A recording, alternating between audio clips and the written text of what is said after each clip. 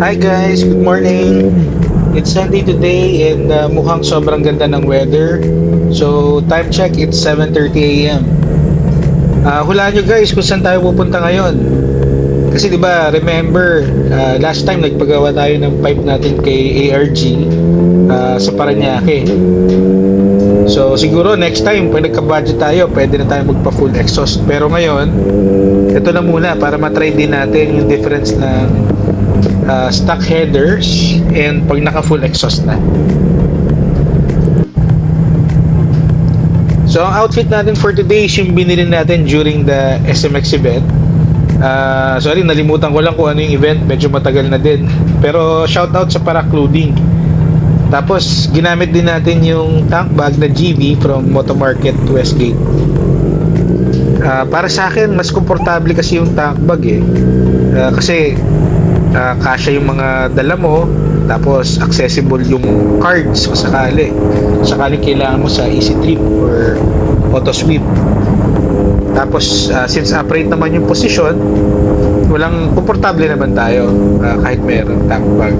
Pero plano ko rin itong palitan meron kasi ako nakita na yung taas ng tank bag niya merong clear case na pwede mong insert yung mobile or yung cellphone mo para pag ginamit mo yung Waze or Google Map, mas madaling makita. O nga pala guys, sa next vlog pakita ko rin meron tayong pinagawa na sticker saka yung dry fit na long sleeves natin para naman ma-recognize tayo kahit papaano. So shoutout kay Full Print Manila. Ito nga so papunta na tayo ng Taytay ngayon kasi nagpa-schedule tayo ng appointment kay Team Mototan. So located sila sa Pawid Compound in Taytay, Rizal. Tapos actually hindi rin ako sure kung saan talaga kasi bihira lang din ako sa area, pero mukhang accessible naman since yun nga meron naman tayong Waze na ginagamit. And then since it's Sunday, relax lang din tayo ngayon since wala masyadong traffic. Hopefully walang traffic. Tapos to add, sila Team Mototan in-accommodate tayo ngayon para sa 10 a.m. na schedule. Kasi pag Sunday, half day sila. Kaya yun, shoutout kay Sir Josh. Siniksiktahan nila tayo sa schedule ngayon para matuloy lang yung pagpapa-remap natin at saka dyno. So later papakita natin yung mismong shop nila.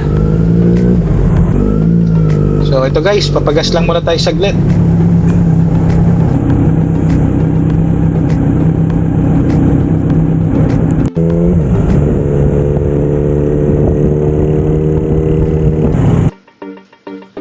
So ito yung palatandaan ko guys, yung video sa right. Tapos magta-turn left tayo sa Pawid Compound. So subukan natin kasi sabi ni Waze, tama naman. Diretso lang natin ng konti. Ayun, so ito, nakita na natin yung shop nila, Team Mototan. So park muna tayo dito sa harap habang hinihintay natin sila.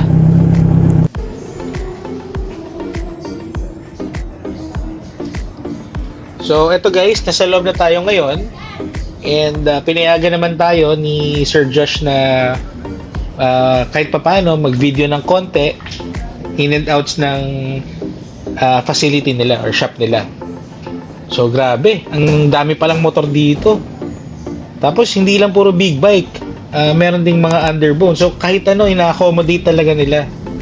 So ito nga, merong Ducati Monster, may Ducati Panigale, CF Moto, R6, R1, tapos may mga enduro din, tapos underbone. Ayun, tapos nalaman din natin yung pag-carry nila ng name pagdating sa race is yung Dad's Garage pala is para sa mga smaller displacements. Tapos yung Team Mototan is for big bikes naman.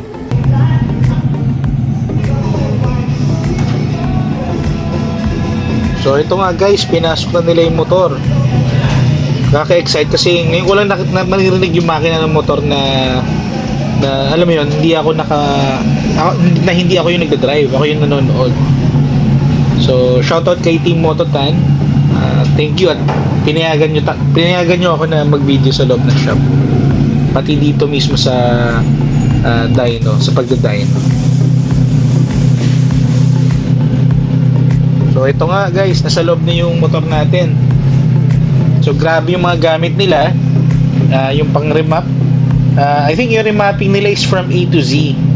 Tapos known sila for customized mapping, and then they have yung sinasabing real road simulation and real dyno with retarder.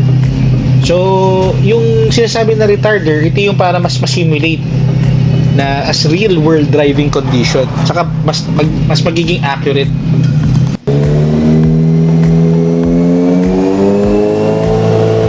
So isa sa mga nagustuhan ko rito, no, yun nga, sinabi ko na ganda ng mga gamit nila. Tapos isa pa, very secure yung facility. Kagandahan, kung meron kang kasama, meron ding waiting area na fully air conditioned, tapos may TV, tapos ma-amaze ka kasi daming ang motor, kung talaga daming motor talaga.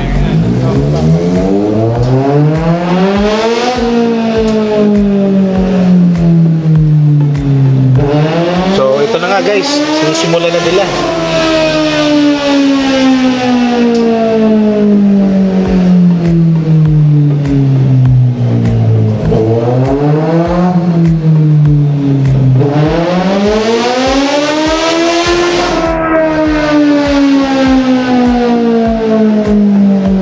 Grabe, ang sarap sa tenga. So ngayon ko lang siya guys narinig na ganyan.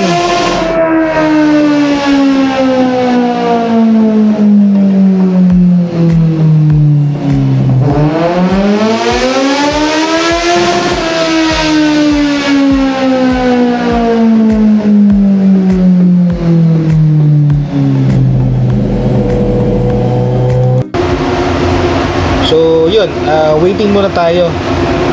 Binaklas na nila yung mga parts na kailangan tanggalin para sa pag-remap. Tapos yung ECU pala nasa ilalim ng tangke. So yun, naayos na rin muna nila. Sa ilalim.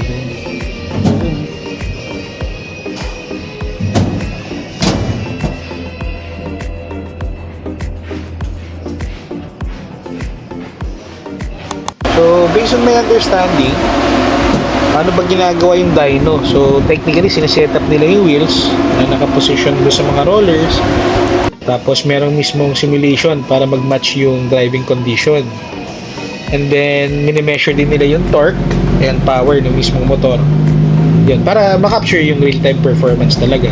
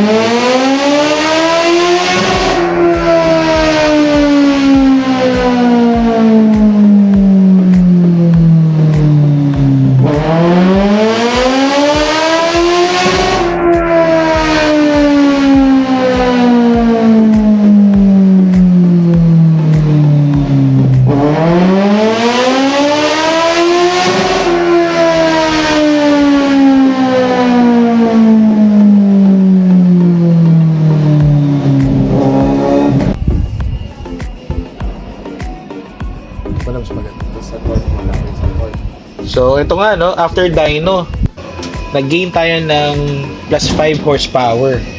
So grabe, malaki na daw yon. Actually, kala ko maliit pero napakalaki na pala nun. Natuwa talaga ako sa tinakbo ng motor, yung pag-remap and yung result ng dyno. So shoutout kay Team Mototan, maraming salamat. So yun nga, nagkwentuhan kami kanina. Hopefully, makasama din ako sa truck minsan. Shoutout kay Pres sa Z900 Owners PH. Sana makasama ako minsan.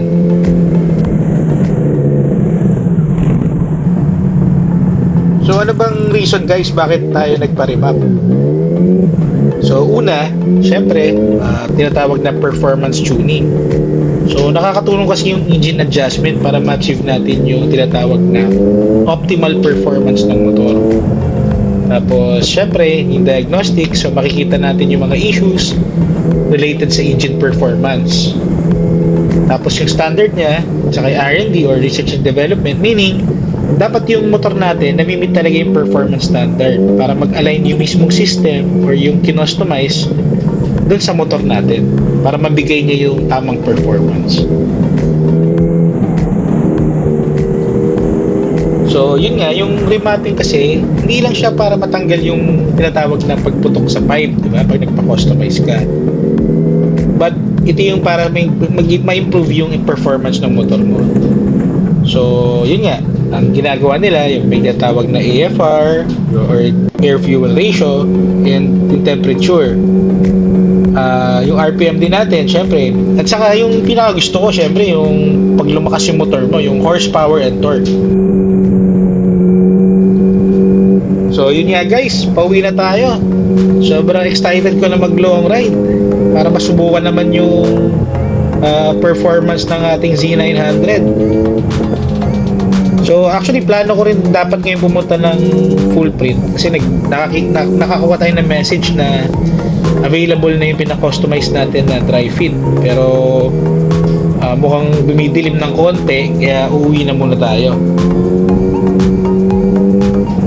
So yun guys, yun na muna for now. Kita-kits tayo sa next vlog. Thank you.